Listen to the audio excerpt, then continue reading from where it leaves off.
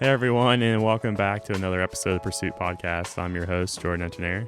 And as always, I'm your co-host, Benjamin Johnson. Benjamin Johnson, the man behind the switches. Today is going to be a great episode. We bring in Scott and Seth Perkins from the Bearded Butcher Blend Seasoning Company.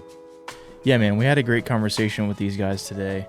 We talked about the company history, where they got their name. We talked about the Bearded Butcher Blend, how all that got started, a little bit about the success of their YouTube channel, and also the new partnership that they've had with Brock Lesnar. Yeah, it's a great episode. We had a lot of fun recording this. So with all that said, ladies and gentlemen, please welcome the Bearded Butchers.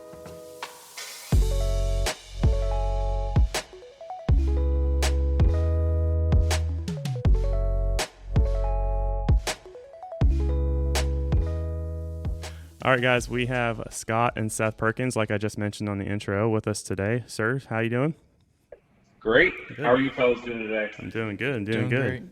Great, thanks. So they are with Whitefeather Meats and Bearded Butcher Blend Seasoning, not too far from us, actually, just in Creston, Ohio. So I think that's about an hour north, if I'm not mistaken, right up above the Ashland, Worcester area. Did you notice how I said correct. You notice how I said Worcester, not Worcester? I was gonna comment on the fact that you said it correctly. So I it's a dead giveaway to know that you're an out-of-towner if you say Worcester. So you nailed it. Well, so I actually worked with a bank that's kind of up in that way in a previous life, and I was actually had this on here. It's funny. I made a trip up to Ashland for our office up there, and I kind of planned a visit to your shop around that. And then also I have some my chickens are from Meyer Hatchery just to the west of you in Polk.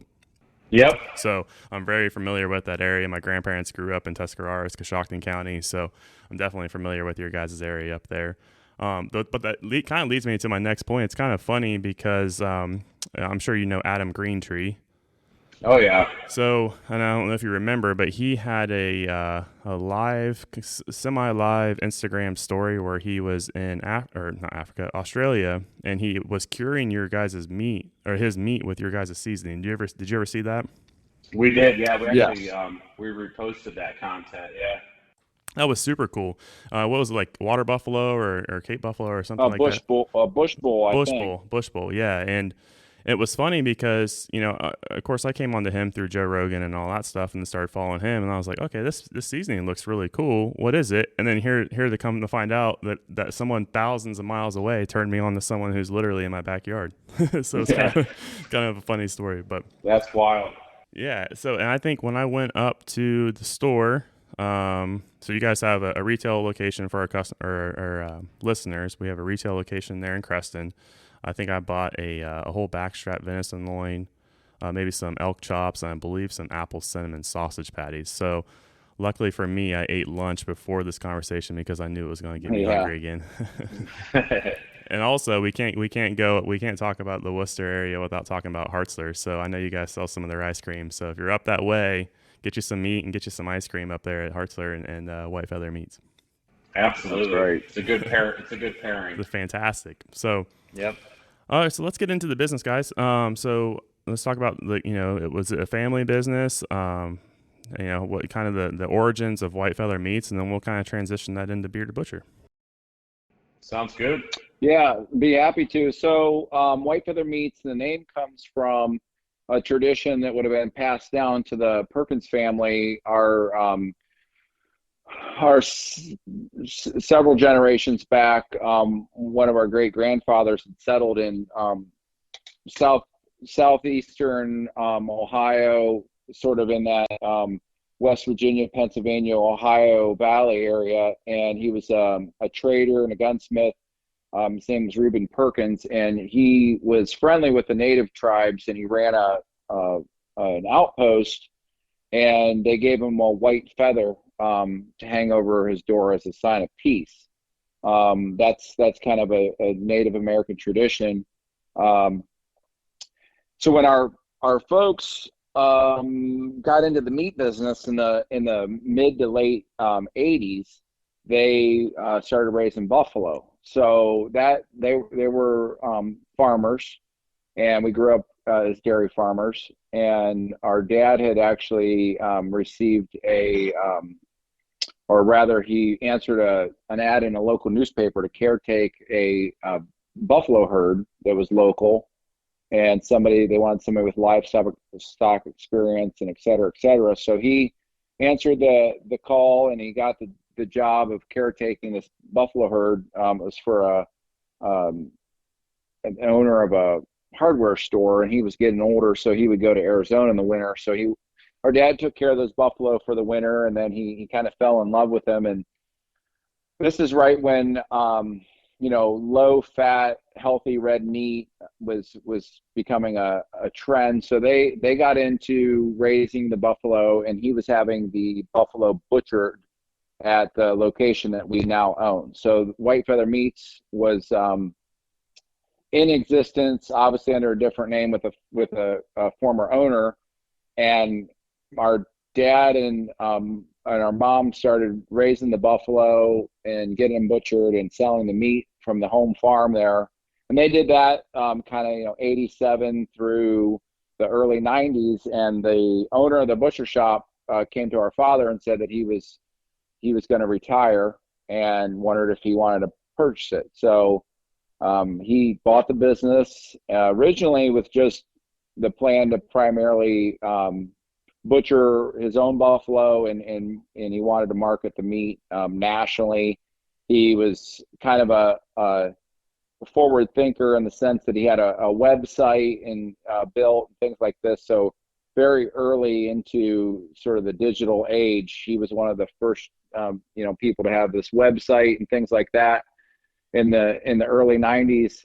And he bought the business, and with the business came a previously established custom butchering operation.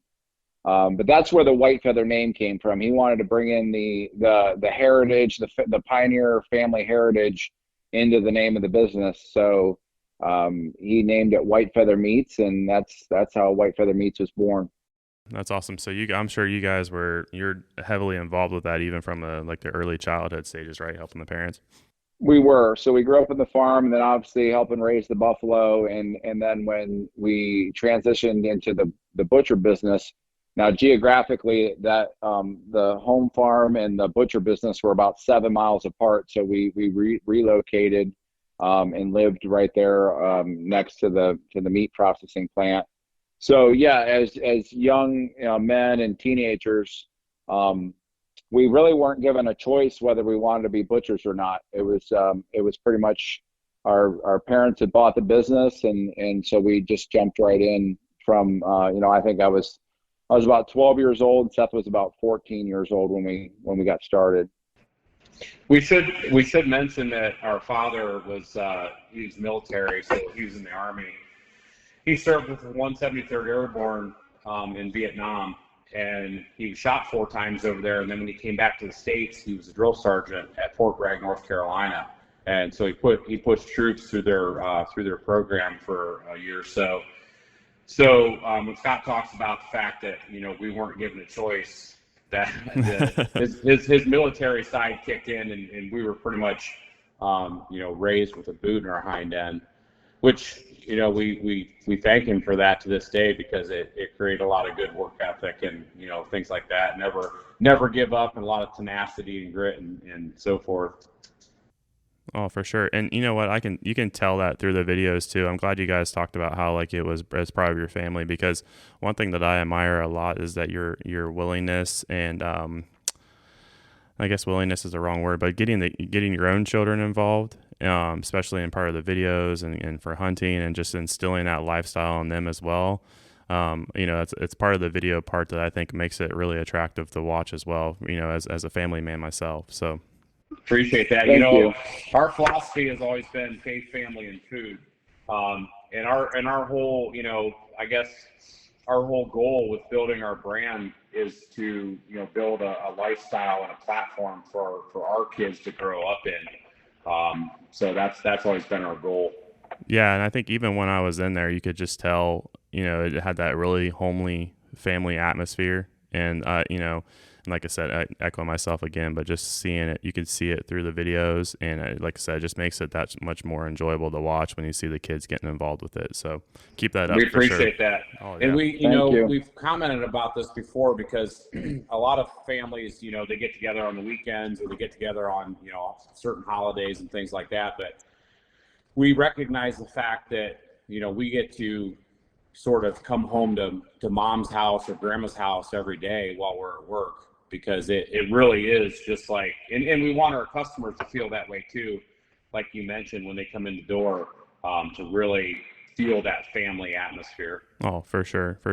And especially the part like in the videos too, where you guys are not necessarily you do it a little bit on YouTube, but mainly I'm talking Instagram stories here, where you're like sharing back and forth about what each other's cooking for dinner, and you're sitting around the table and you got the family in there or the wife in there, and it's just you're using the product, but you're also just showing that you're real people too. So sure. Yeah, and we'll get into that a little bit later, talking about just the brand and the value that we bring to the customer. But with Whitefeather Meats, when we first began, it was primarily a custom butchering operation, and then the bison business, our parents were peddling that through a small retail store that was located on first off-site at our home farm, and then moved on-site, but it was very small. So Whitefeather Meats, if you would have approached the building some 30 years ago, there was mostly it was just back of the house operation. There wasn't really anything to shop from. And then they were going into health food stores, kind of some local health food stores, to sell the meat. And then that was kind of our father's dream, was to have and he got into mail order too. So he was actually shipping bison meat, in the mid 90s. He would have been doing mail order. So he, like I mentioned, he had that website, and then he was starting to get, I think he was in Men's Health magazine and some different things. So certainly our entrepreneurial sort of drive would have came from some of that vision that our father had. Now, his dream was to do it with bison meat, and then we kind of changed. I guess we changed that a little bit in the sense that we do it with spices and sauces now. But it's just interesting to look at it over a 30-year development, how something that our father dreamed to make a national brand, we were able to accomplish. Exactly. I Well, mean, his dream was always to put a pack of bison hot dogs on every table in America. Little did he know that we were going to put his face on every table in America on our inside of our branded logo. Exactly. Yeah. So, I mean, a lot of folks know that, like, if you're a butcher shop, you're going to have, like you said, the bison and the beef. Could you let us know, or let the folks know that are listening, what all do you guys offer at Whitefeather? Because I know you offer more than that. Yeah, I'd be happy to. So we're pretty much professionally skilled in 7 different species. So you'll have your main beef and pork, and then of course we've got poultry. So we've got a lot of chicken and some turkey, and then we get into what you might consider the less common. Of course, we do lamb, another domestic, and but then we get into the bison, the elk, the wild boar, the venison, the things that you don't find, and some alligator and things like that you don't find commonly anywhere else. And then we break down. So we butcher actual livestock. Now, I'll clarify, we don't butcher alligators. Yeah. But a lot of the other stuff we do. So we butcher live elk. The bison we actually still raise there on the farm and butcher those. Oh, okay. And so we process. So we slaughter the animal, and that's a part of the process that is probably the most dying part of our trade. No pun intended there, but the actual the slaughter step is become very consolidated. Now it's gaining a comeback, and some of that's through our YouTube channel. But the consolidation of the big packers, has become to the point, or not even the consolidation the packer, but the consolidation of the entire trade. So if you will, you might have a large slaughter floor, and this guy is trained to do one thing. This guy is trained to do another thing, and then he's only able to do that species. Well, we're able to actually take livestock from the hoof and slaughter it, and each one of us is kind of trained to go through that entire process. And then once slaughtered, we put the carcasses in our dry aging coolers, and then we bring those out onto our processing floor, and then we're going to disseminate those into a variety of products. Like, for example, we make like 28 different flavors of bratwurst, and that's where the seasoning business came into play, because with a lot of that butchering knowledge that we had gained and all the knowledge that we had of spices, we formulate, and we've taken all the different varieties that we know about, and this is where Seth does most of this, or has formulated the recipes where we're making these different flavors based on different whether it's a different species or a different time of the year. We're going to make a different flavor of bratwurst. So our knowledge of butchering, and then finally taking it into the spice level so we can add the spices to the products. So we've got 7 or 8 different species of packaged product that is available in our retail store at any given time. That's great to know. So, like, if folks wanted to try elk, like if they say, well, I might want to go hunt elk, and I've never had elk before, they can come to your shop and pick up some elk. It's really That's cool. right. Absolutely. One thing I should mention, Scott. Scott was talking about our butcher shop. We do, however, we slaughter, we're USDA inspected, but we don't do custom processing any longer. So we used to, but we discontinued that in 2016, and we switched over to only slaughtering and processing for our retail store. And then that's when we launched our brand and the YouTube and the spices and all that stuff. So if anybody's listening, wondering whether or not we do custom processing, we do not. Yeah, and I remember seeing that on one of your most recent videos. I think it was like an iron steak or something like that. I think you guys had to make a mention to the iron steak, or maybe it was one of the venison. I mean, you probably mentioned it a lot, but yeah. We get a lot of requests for it, so we do mention it pretty often. Yeah, exactly. And it's a good point, Seth. And sometimes I'll use the analogy. It's as if we go and we log the forest and we make the fine furniture. So we do every part of the process from start to finish right there in house. Yeah, and I think from a customer perspective too, I think that transparency, again, kind of going back to your videos and kind of that all access pass, if you will, definitely makes, I think, people, and maybe you can attest to this, I think it makes people more inclined to want to purchase your product just because they can see. I mean, it's full access. You can see exactly what happens from the moment it comes in the gate, and you guys go through the process and in which you slaughter and then into final production. And I think, that I couldn't ask for anything more as a consumer. You're exactly right. Yeah, you can see the skill and the knowledge you guys have behind everything too, which makes me feel better about it too. You can see that you guys really know what you're doing.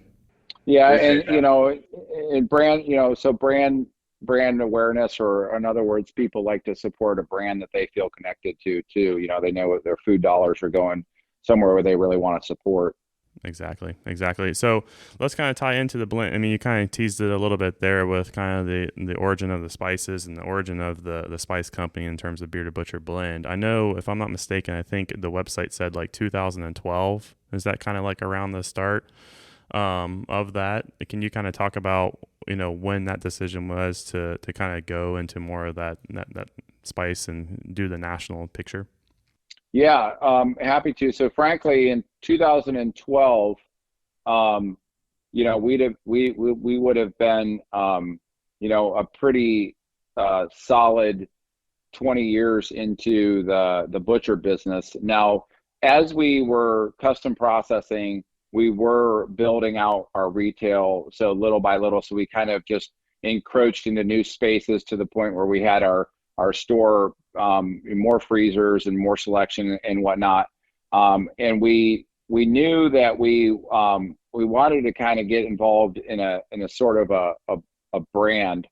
And we would work around the shop there, and we were always, you're you're in an environment where it's conducive that you're going to be bouncing ideas off of each other. And we Seth had a spice rub that he had formulated, and with this spice rub, we were putting it on our pork butts and ribs and things like that. And we were selling the actual spiced meats in the store. Well, people started asking if they could buy the spice. So we had these little tubs that we would go back to the back, and Seth would have a big tub of the spice that he had mixed up, and we would go ahead and scoop out the tub full of spices. We would sell it to him. So it was about that time that our father was kind of starting to back out of the business a little bit, and maybe kind of a semi-retirement. So we were kind of in a BS session one day, and that's that. At the time, we were internally in the business, the guys that we were working with, we decided to have this beard growing contest to see who could go the longest without actually trimming their beard. And I think we had gone like 6 months or something. The guy that won, he still is winning because I don't think he's trimmed his since. Oh, geez. That's been about 10 years.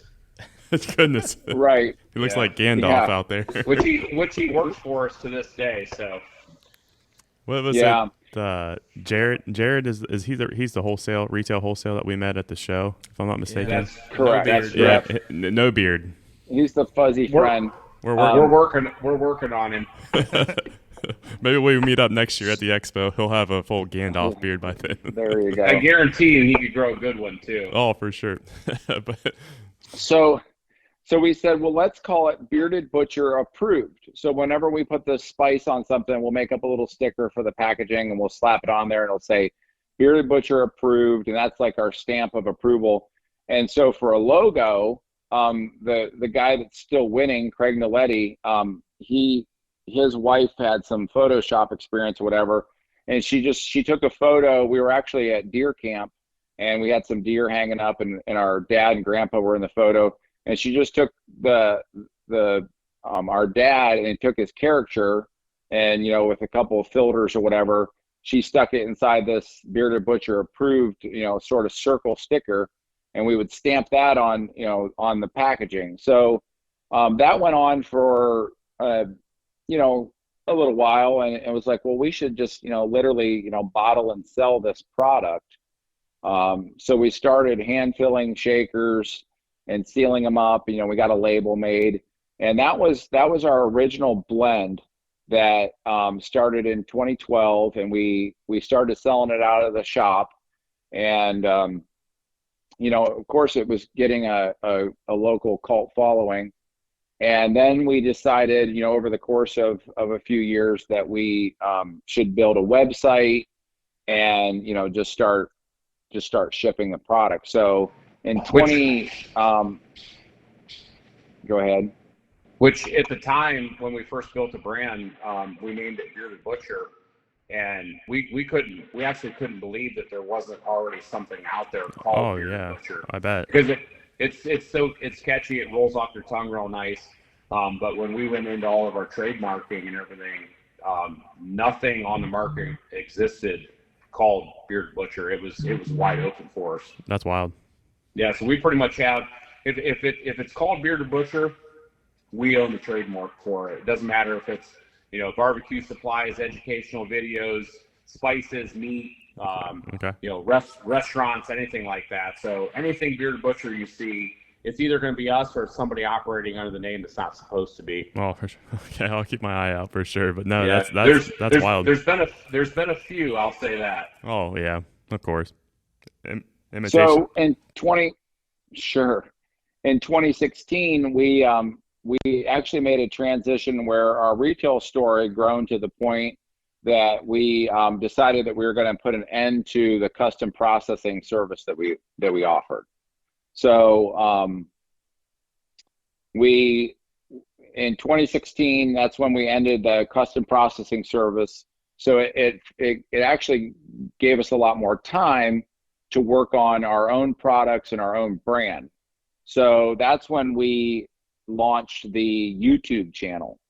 So we launched a YouTube channel in 2016, and that came about. Seth had a deer that he was getting ready to butcher.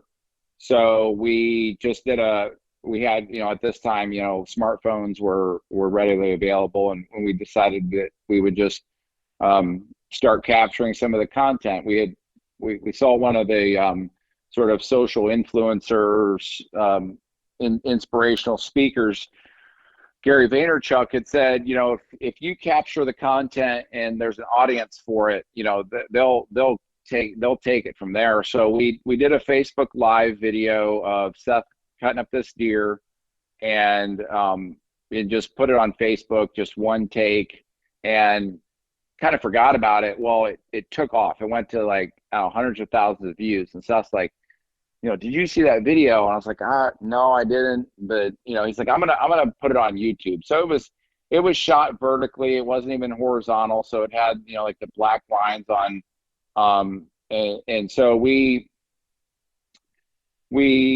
saw it do the same thing on YouTube, and it's like, hey, I think we can make something. Naturally, it's free.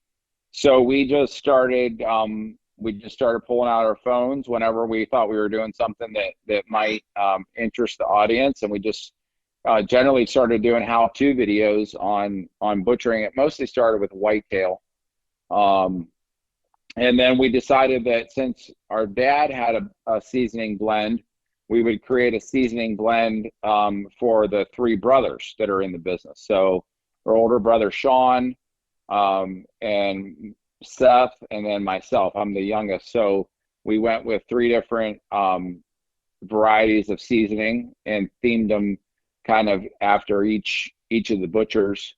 And that's when we kind of went from the original Bearded Butcher blend to we had 4 spice blends to offer at that point. Yeah. So who is Zesty? Who's Zesty? Is that your dad with sunglasses? Yeah, that's our dad with sunglasses. Which, as we continue to formulate and come up with different varieties, it's kind of interesting, like how we're going to put a different spin on the label or something along those lines to give it something unique. But he winds up on most of them. So when are the kids going to have to arm wrestle to see who's the first one that gets on it? Well, they've already talked about doing a carnivore kids version, so we'll see. But one thing Scott talked about the YouTube, we realized very quickly, and I'm certain that a lot of this had to do with our father's influence of being a visionary and kind of seeing into the future. But some of the entrepreneurs that we followed at the time talked about building the audience and then having something to sell them.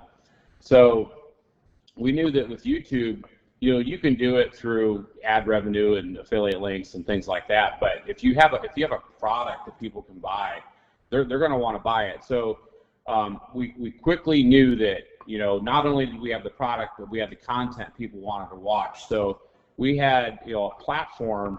If we were going to market to the world, this was the platform we were going to use, and we recognized that pretty quickly. So we took full advantage of it.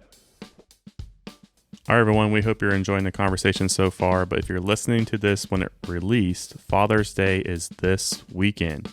So we need to take a quick break to let you know about our current Traeger deals. Now through June 19th, you can save up to $150 on select grills. Yeah, man, these things are worth looking into. We actually just used the Ironwood 885 to smoke 2 pork butts, and they turned out great. And not to mention the Whitefeather technology and all the extra stuff, all the bells and whistles offered on these models. They're a great grill to check out. Definitely. So take advantage and get Dad the gift he really wants this year, a new grill. Head over to vanceoutdoors.com. Again, that's Vance, VANCE, outdoors.com, and start shopping today. Now, let's go ahead and get back into the conversation. That's how I got my introduction to you, right? And then, here we are talking. So let's talk about the YouTube success. I mean, obviously, congratulations on the 1 million. Like, that's something that I can't even fathom. Thank you. I mean, that's just... Thank you. And then the tribute video that you guys made to the play button was awesome. I mean, appreciate that. What better than that? What was fun about the 1 million subscribers? We got to celebrate that in Columbus when we were at the show.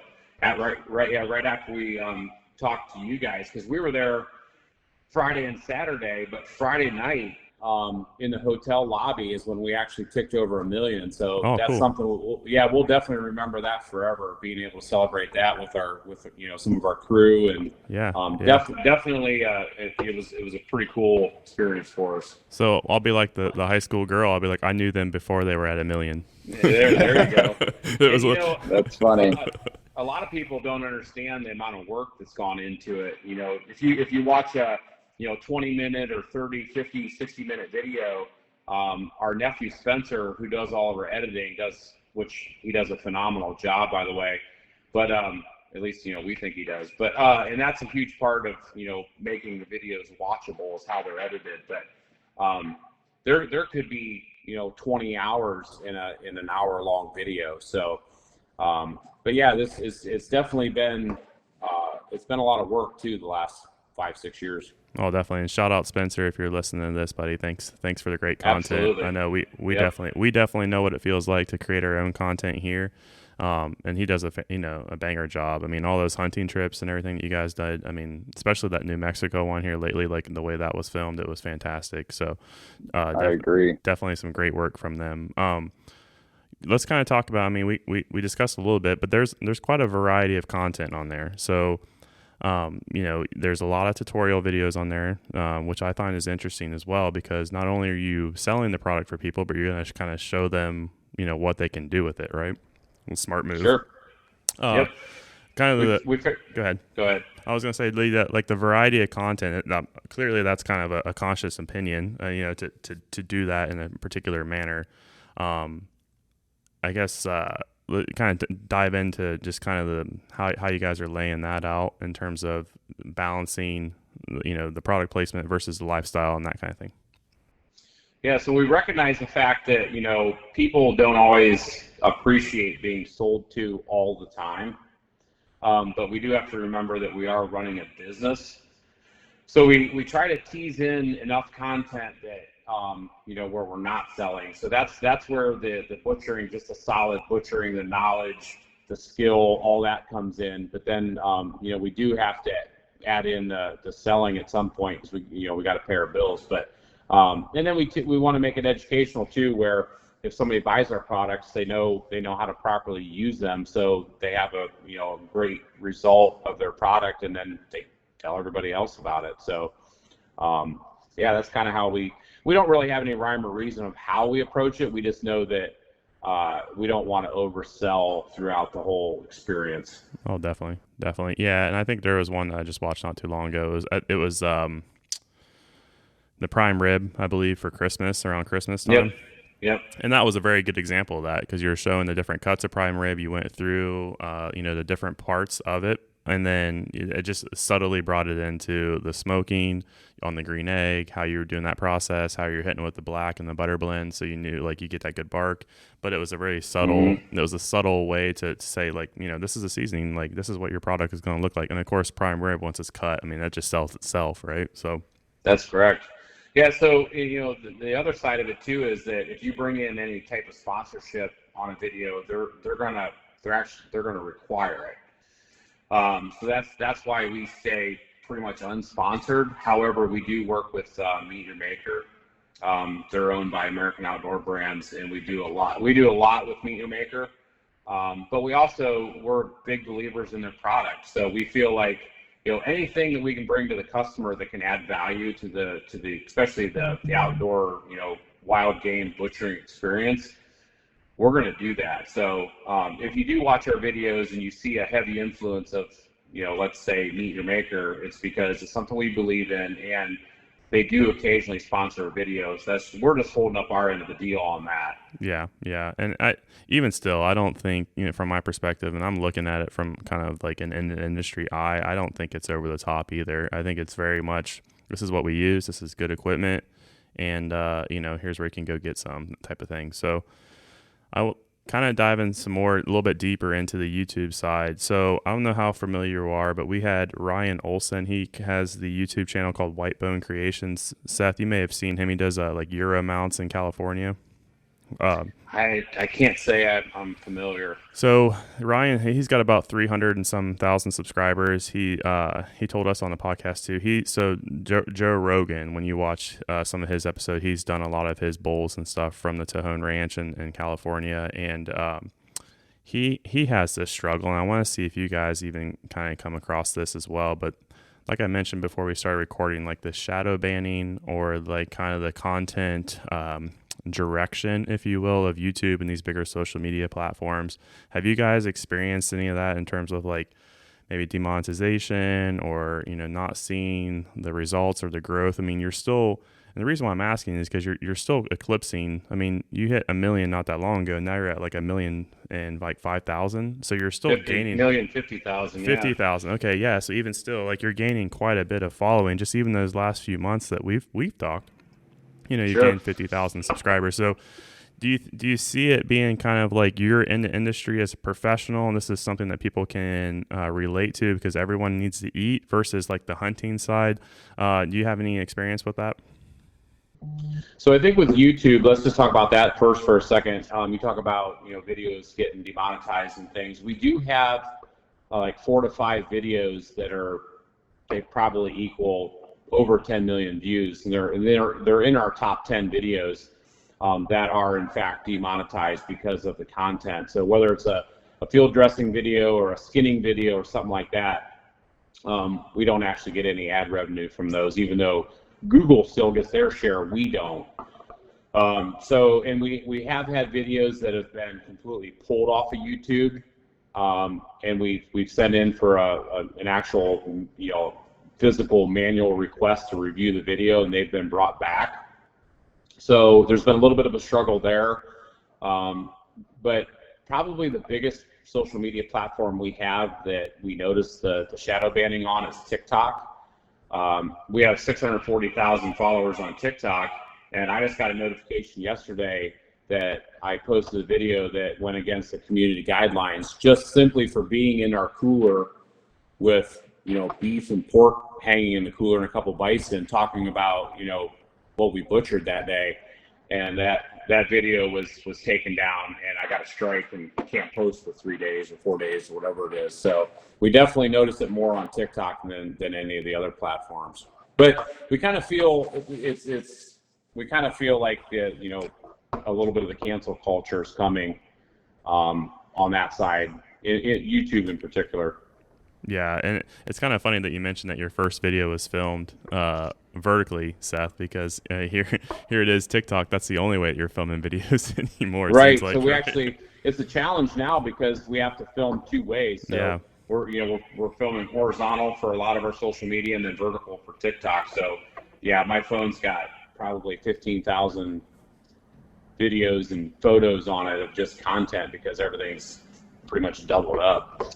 Definitely. Ben's shaking his head yes over here because we're seeing the same, struggle here because we got to create our content for YouTube in terms of product reviews and then flip it around, and you got to make your 60-second reel, and then you got to make your 3 minute. I'll give you guys a tip though. You want a tip? I'll take it. So what you can do is you can go, like, we run a lot of Instagram stories. Go to your Instagram stories, save them to your camera roll, and then upload those to TikTok, and you've got an instant TikTok video from your camera roll. There you go. Ben's shaking his head. Little inside tip for you. There you go. Hey, we share the knowledge for sure. I know the whole YouTube thing is a constant struggle because they continue to change the algorithm and change the guidelines and all that stuff, and you may not even know because they don't notify you when they're doing that. So it's like you got to keep on top of it, and I'm sure you guys deal with that often. Well, right now we're actually in an algorithm.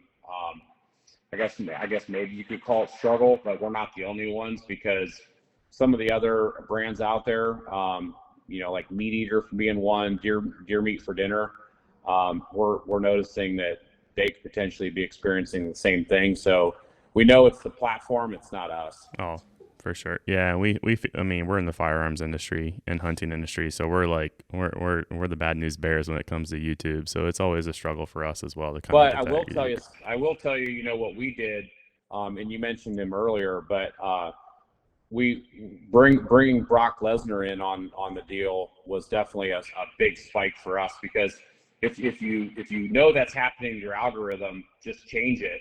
Switch it up with something different, and it'll go zinging off into outer space again. For sure. Well, you set me up with the T-ball.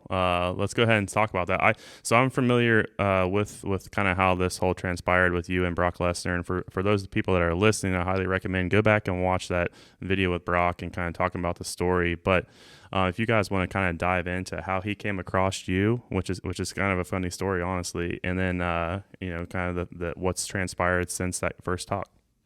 Sure, Scott, you want to take the lead on this? So just how social media works is kind of funny. We've talked a lot about algorithms and things like that. And, your firearms hunting industry. So we've kind of learned firsthand, how that network, how you can, I don't say beat the algorithm, but, you can sort of manipulate. So one of the things we did early on with YouTube is it was just a big blessing. Obviously we had Spencer doing our filming and editing, which was a big upgrade for us. But then we were approached by a local guy that had experience in SEO and keyword.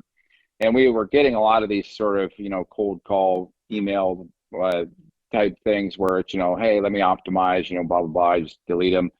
And this particular guy, since he was local, I was like, whatever, what's your pitch? And he had sent us this video, him doing a screen share and, all the stuff that could be done to optimize keywords and whatnot. So that would have been like, I think 2019, later in 2019, we wound up hiring him, and he's now our COO.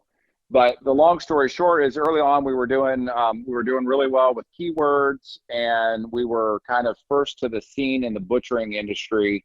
And so Google was like, especially with the how-tos and the comparisons and things like that, people were, so the customer searching, something, and Google would be like, well, I'm going to show them the bearded butchers because we quickly became the leading authority on all butchering related sort of how-to content, etc. Well, that worked swimmingly for a while until, whether it's shadow banning or whatever. But one of the things that we learned from the Black Rifle Company guys is they deal with the same thing because they have rifle in their name. So what they do, and this was just a blessing for us, is they'll leverage sort of cross sort of cross promotion, or other words like racing, for example. They're doing a lot of stuff in the racing world right now because what happens is if they get connected to somebody that's in, say the racing world, that's going to pull in a whole new organic audience. And so they can get some crossover there. Well, we didn't even realize that was going to happen at first. So there, through social media, we noted that a woman had posted a picture of herself skinning a bear. And I think Seth made a comment, you'd be, do good in our shop or something like that. Well, it turns out this gal, her name's Laura Zara, and she's kind of a outdoor survivalist type gal. And she was like, well, I'm coming through Ohio. I want to swing by. This was, again, like probably 2019 or so. So she stopped in, checked out the shop, hung out for a little while, whatever. Well, unbeknownst to her or to us, she was kind of connected into some different network, and through that we were able to meet the country music singer Zach Brown. So he came to did a concert in Cleveland, and we went to the concert and kind of met him, hung out with him, and everything like that. Swapped phone numbers, the whole bit. And then fast forward another year, so this would have been last summer. 2021 in July, we were filming a video, and Seth gets a FaceTime from Zach, and he's like, "Hey guys, I'm here with a big fan. I want to introduce you." And he swings the camera around. It's Brock Lesnar. You're like, "Oh," and we were like, "Oh, hey, what's up? Love. I had followed him mostly in the UFC. I knew he was in the WWE, but he's like, hey guys, I love your stuff on YouTube. I've got a butcher shop on my farm up in Canada. Grew up a lot like you guys. We should connect. I want to learn more about butchering." I want to hone my skills and so on and so forth. He's got a couple of boys that are our boys' ages, so he's like, I want to hook up on a time to come out there and just learn some butchering. So we were like, absolutely, we'd love to, have you out. And so he came out last July, and we spent 3 or 4 days there in the shop, just basically, showing him how we do things. And we just learned that we were very similar in likes and dislikes, and just how we thought about everything. Grew up a lot the same way. So that pretty much just sparked a relationship that began as friends, but then we decided to get into some enterprise together and come out with the Brock Lesnar blend.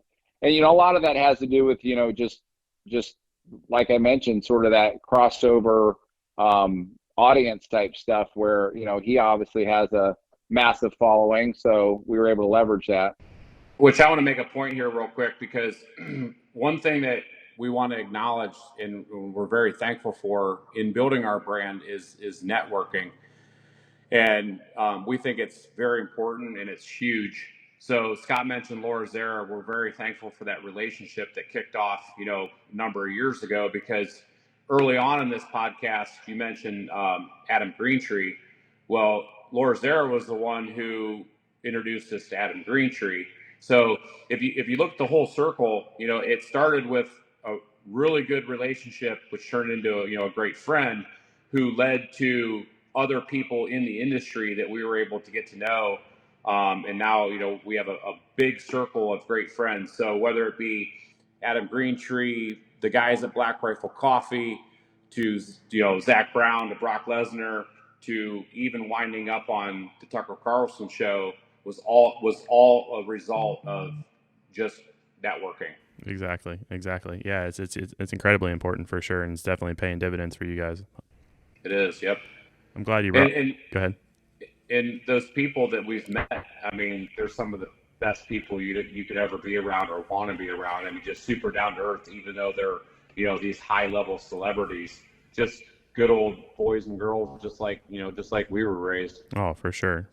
And so, kind of, how did the Lesnar blend? I mean, obviously he's worked with you guys to put that together, but is that just something that you've learned through the experience, or did he come back and continue to develop that, or? I think it was. He definitely had his hand in the development. So we obviously have our depending on what your end product result you want it to be, we have several basic formulations that we work with. Like, for example, if we're making a pork bratwurst, we know exactly how many ounces of certain spices that we want to use. Alternatively, if we're making like a spice rub, we know what our basic formula is. So we have sort of our original blend recipe or basic formula. And so we took that and we began to tweak it based on what Brock's personal favorites were. So we started the R&D process by formulating different versions of a blend and sending it to Brock and being like, do you like this? Does this have certain amount of this that you like in it, or too much of this? So that's how we came up with the Brock Lesnar blend as you see it now. And originally we didn't even plan on doing a collaboration with him until one day last fall. Scott and I were like, we came up with the idea, and we're like, let's just call him. Let's call him, run it past him, see what he says. And from the moment we brought it up, he was 100% on board. And we didn't get together with a corporate meeting, sitting around a boardroom table or anything like that. I think we did more of the the structure with Brock over FaceTime when he was either in a tractor or we were staying in the butcher shop. So, and that's just obviously we have our legal teams that work together, to structure some deal like this. But it went extremely smooth. Just right off the bat, and we knew that we wanted to try to achieve that with Brock, just because we knew that we lined up so much culturally, and we just thought it was a really good fit. Definitely, definitely. And I couldn't see Brock Lesnar sitting at a corporate board meeting table wanting to discuss. He might pick the table up and smash it over somebody's head, but I don't think he'd be sitting there in a suit and tie. No, definitely not, and that's awesome because I'm a not necessarily a professional wrestling fan, but more of a collegiate fan, and obviously followed him through his years at Minnesota and stuff, and what he's been doing. Maybe you can get Gable Stevenson on there too now that he's coming up too. So.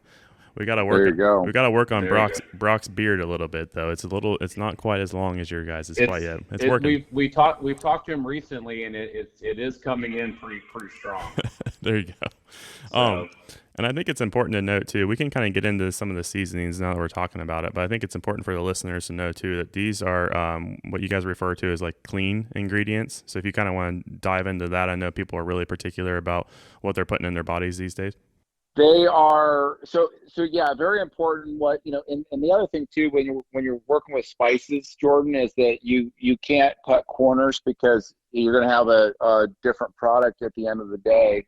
It's if you think about history, wars were fought over spice, rights to spices. They're extremely important, and that's one of it's paramount in our acquisition and procurement of our spices that the quality and the product remain clean. So we won't cut corners. We'll go out of stock on a product rather than switch a supplier or get something that we feel isn't to spec. So, and we do that because we have a premium product. It's at a premium price, and we understand that. But the value add is that we want that customer to experience what we experience every time. If you see us on social media, whenever we're at hunt camp or around the family table, we're doing what we love to do, the passion that we love to do, and we want that customer to experience that exact same thing along with us, that faith family food. So for us to do that, that's where the spices come in. So you can get the spices, and then you can enjoy essentially and whatever medium that you're using to cook with. We like to say meat over a fire, and we love it if that's a wood fire.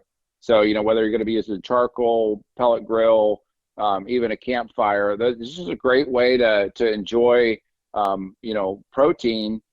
And then you add in the spice, and I know you mentioned like Adam Greentree. He was actually using it as like a dry curing rub in the the Australian bush, desert, if you will. And so that's what it's really about for us is going from our father's dream to put an actual bison product on every kitchen table.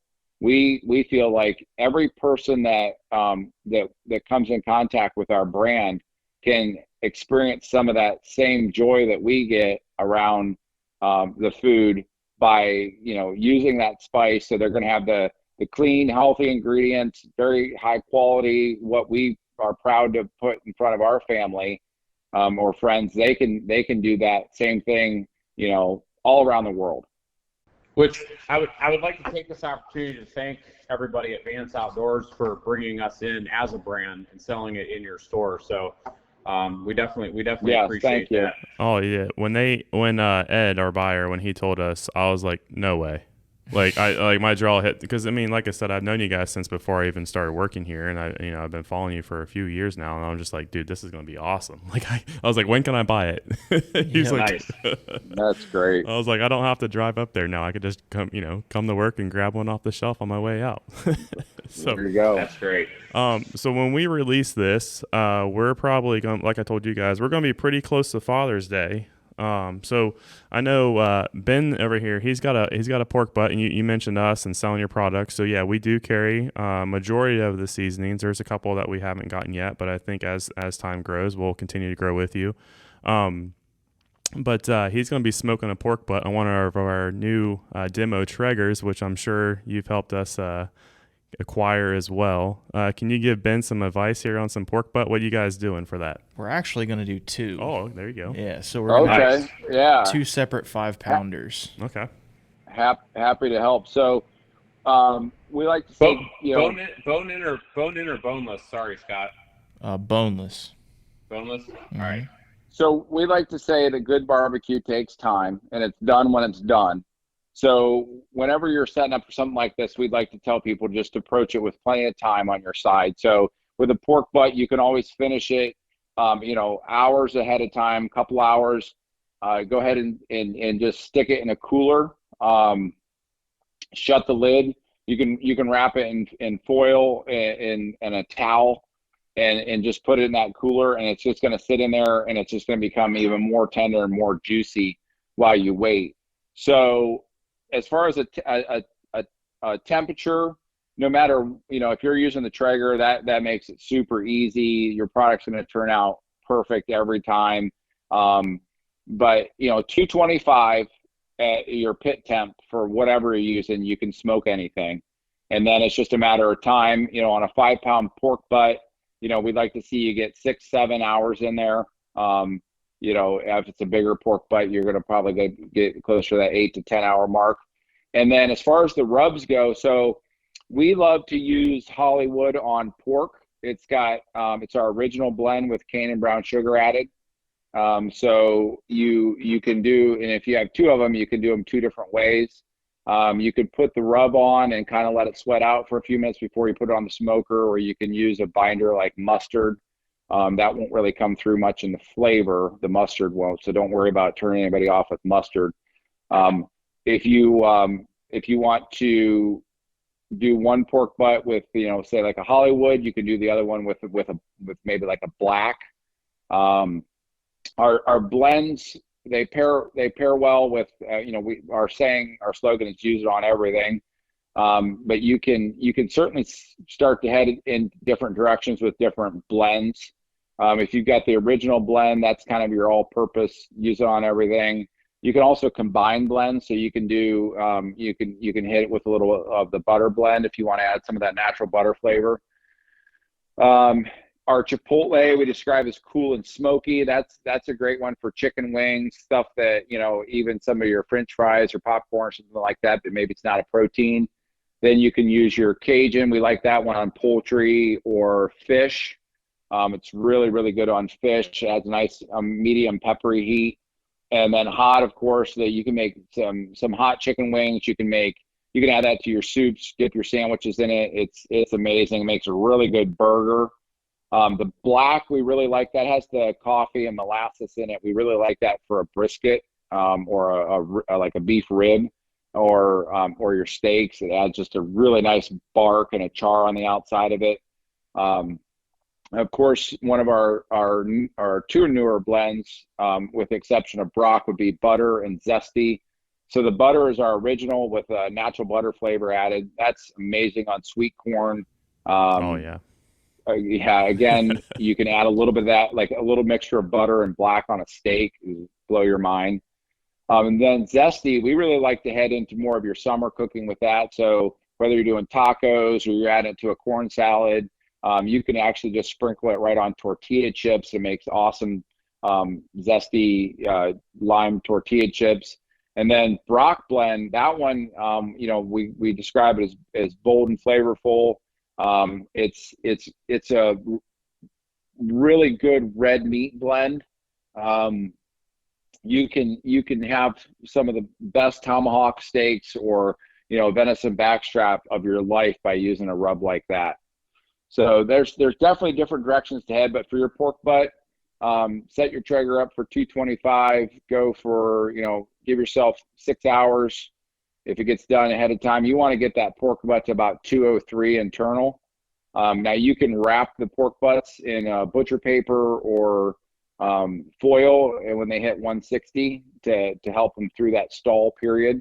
A lot of times the meat will begin to slow down when it gets to that 160 internal, so you can kind of pull them through the stall that way. We like to use the butcher paper because it leaves more of a bark on the exterior of the meat. If you add it, the aluminum foil, it'll kind of make the bark turn mushy. Yeah. Mhm. So yeah, set yourself up with plenty of time, and And hit it with the Hollywood or the black. I would do one with Hollywood and do one with black and butter, and then see what the end result, what you like better. That's what I was thinking about doing. I watched the bone in, bone out video.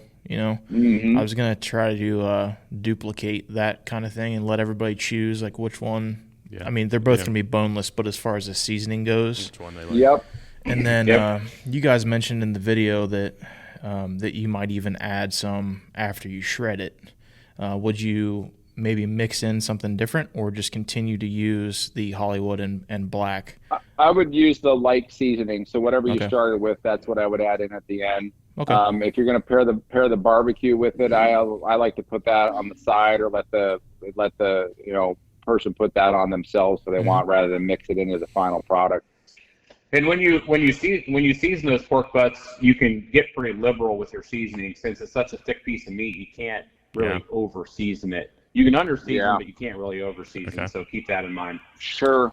And then I'm sorry. Go ahead. I mentioned, with Father's Day coming up, and this is, sort of barbecuing season. This is when things really kick off. And so we learned, like with all of our rubs, we began with, a 6-ounce shaker, but now we sell them in a 4-pound bucket too, because like Seth mentioned, when you get into doing a lot of pork butts, we've got people that, they buy it for their catering trailers and so on and so forth. So that's where you can really start go through the product quickly. So when you find one that you really like, you can get a larger amount, and, obviously at a cost savings to you. And then you've got plenty, you can refill the shaker with the bucket.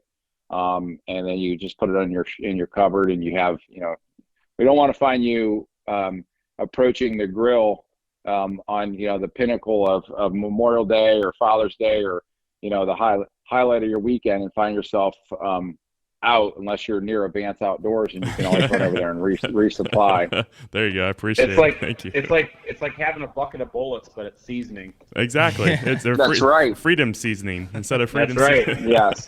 The real criminal part of this whole thing is I'm going to be on my anniversary trip while Ben decided to make this video. So I'm going to need some smell-o-vision down in Florida or something. Maybe I'll bring some Cajun with me. Have him put a little bit in a baggie and throw it in the freezer for you. There you go. He's just going to fine-tune the process, and he can repeat it then when you get back. Yeah, exactly. Yeah, I'm excited for that. We might FaceTime him in while we're doing it. There you go. That works. I'll take it. I won't be able to consume, but hey, it's close enough, right? Absolutely. Well, guys, what do we got looking forward to for in the months ahead? Is there any other plans that you can share with us? What are you guys excited about? I know you just recently purchased the livestock building across the street. That's the most exciting thing we're working on right now. We have a world headquarters planned for that building. So God willing, as we work through the process, it's a great historical building.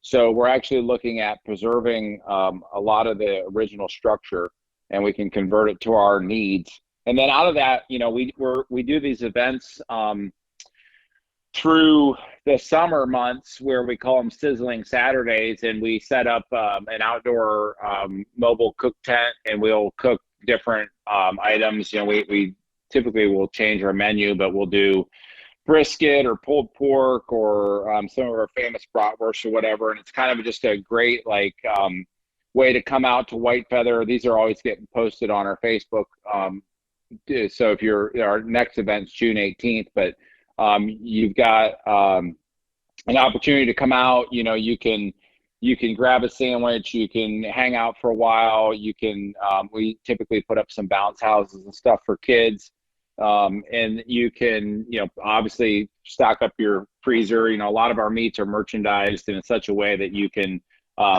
buy a lot at once, in the sense that they're pre-packaged, and you can take them home, whether they're fresh and they're pre-packaged. You can put them in your cooler. Like, a lot of our fresh meats are packaged with a user freeze date on them. So, you typically got 3 weeks from the time you purchased it to use it. If not, you put it in your freezer, or you buy the frozen meats, you stock up your freezer. So it's a great way for you to bring the family out, grab some spices, see what's going on. And then that particular event we're going to start holding it at the new location, which is right across the street, so it's kind of all right there in the same area. So that's the next thing that we've got coming up. Just as we get into the summer months, just enjoying some of this beautiful Ohio weather that we have been missing out so dearly on. That's finally here. So this week was definitely a tease for sure in terms of Ohio weather. It was perfect for us. I was watching your video, the tour of that. I think you did it like in like January or something like that, and it was miserable. Oh yeah, it was miserable. And then Seth told me, he's like, we got to get to 8 minutes so that we can monetize this. We can run ads on it. Well, it was like 20 degrees with a wind chill factor of -20. Yeah. And he was supposed to give me like a high sign with, like a finger wiggle or something when we got to 8 minutes. And I was like, I told you I'm a good BSer. I kept coming up with things to say. Yeah. And finally I was like, it's got to be 8 minutes. And I just wrapped it up. And he was like, that was like 11 and a half. And I was like, Seth, my mouth isn't working anymore because I'm froze. I just assumed you weren't done talking, so I just kept filming. That's awesome. There you go. Well, the livestock, like the actual auction part where they're bringing the animals out, I was thinking when you guys did that, man, like how cool would that be to retain some of that character and make like a little, like a, I don't know, studio or like little training spot right there. That would be really cool. About that. Yeah, that was so cool. It really cool. would. That was so We also talked about making it a wrestling arena and bringing Brock in. Hey, there you go. There you go. There you go. Are you not entertained? Believe it or not, Brock started his career in the Ohio Valley. So like the WWE has like a farm system, which was in Lexington, Kentucky. And he started his career, straight from the farm, where he had a 2000 or something Dodge Cummins, and it was his responsibility to actually pull the wrestling ring around all these West Virginia towns and set it up. And they call them dark shows because they're not televised or anything. Yeah. They just go out there for the local community. So it would be full circle for him to come back to some podunk area of the country. That's awesome. But we'd put it on YouTube, of course. That's awesome. Well, guys, I really appreciate your time. I'm glad you mentioned that event, though, because Ben and I are always looking for an excuse to make like a little vlog video. Maybe I'll grab my kids and we'll head up there and definitely check that out. Like I said, it's not really that far away. Mm-hmm.